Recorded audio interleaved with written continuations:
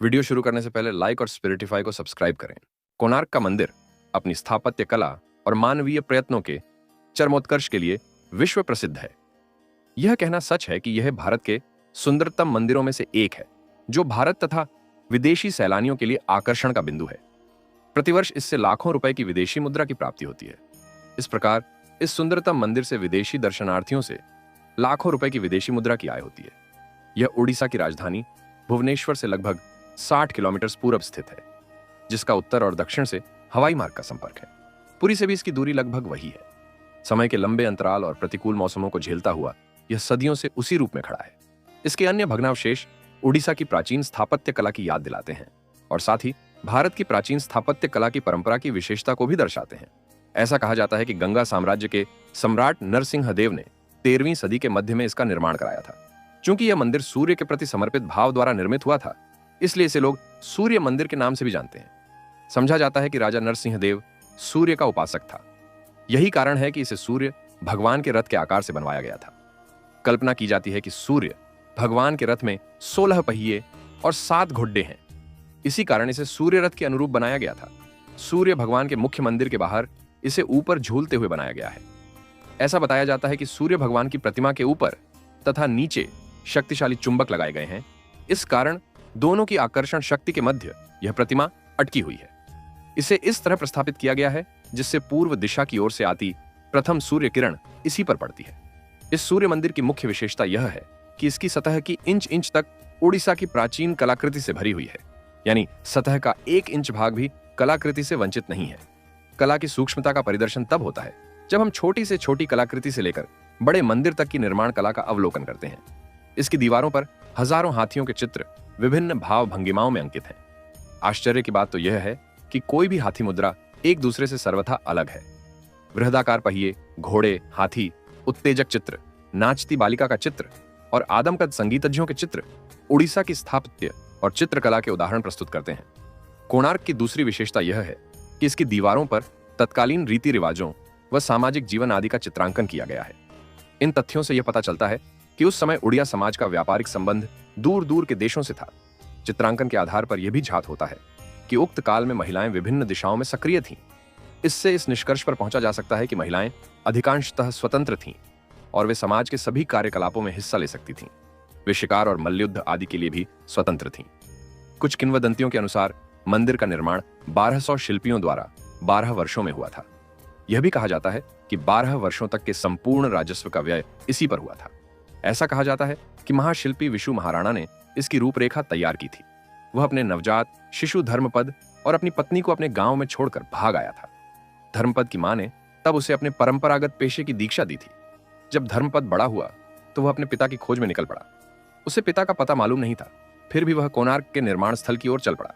उसे आशा थी कि उसके पिता शिल्पी हैं और कोणार्क जैसे महत्वपूर्ण मंदिर के निर्माण में उनका हाथ अवश्य ही हो सकता है।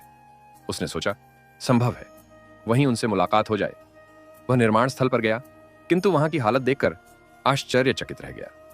महाशिल्पी विशु महाराणा के साथ ही अन्य सभी शिल्पी उदास मुद्रा में थे। वे किसी अज्ञात भय से कांप रहे थे। उनकी समझ में नहीं आ रहा था कि अब किया क्या जाए। क्या कल सभी शिल्पियों के हाथ काट लिए जाएंगे? बात ऐसी थी कि मंदिर बन जाने के पश्चात उसके ऊपर त्रिपटधर का स्तूप का स्थापन लाख प्रयत्न के बावजूद नहीं हो रहा था। दरअसल उसके स्थापन में शिल्पियों से थोड़ी भूल हो जाया करती थी और इसी कारण उसका स्थापन नहीं हो रहा था।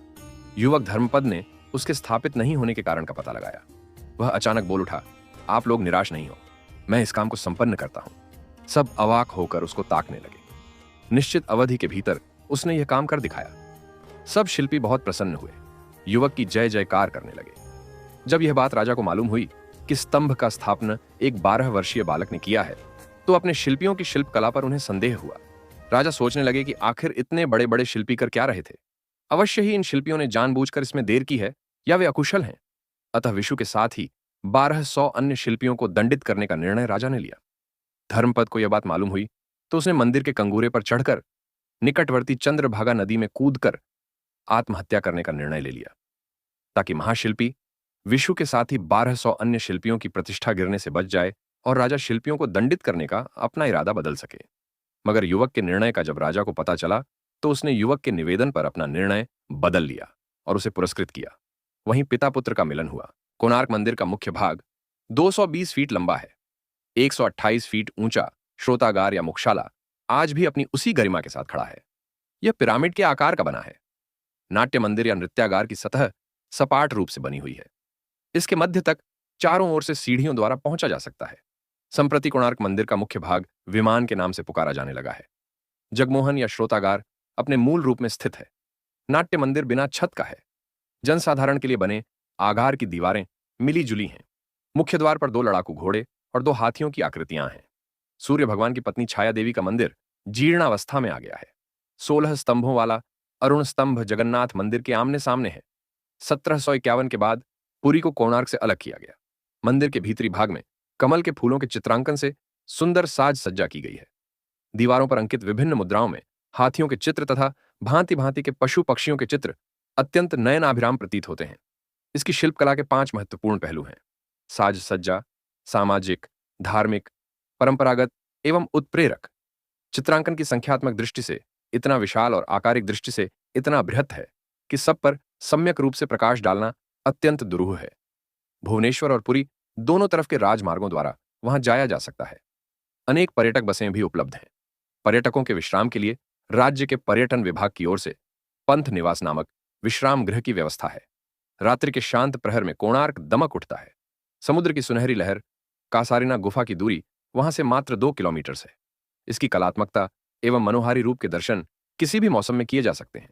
सदियों प्राचीन होने पर भी कोणार्क के मंदिर पर भारत को गर्व है। इसकी प्राकृतिक एवं मनोरम छटा किसी को भी बरबस अपनी ओर खींच लेती है। इसका ऐतिहासिक महत्व तो है ही। आपने कभी कोणार्क का सूर्य मंदिर विजिट किया है क्या? कमेंट्स जरूर बताएं। Video like and channel subscribe करें। थैंक्स।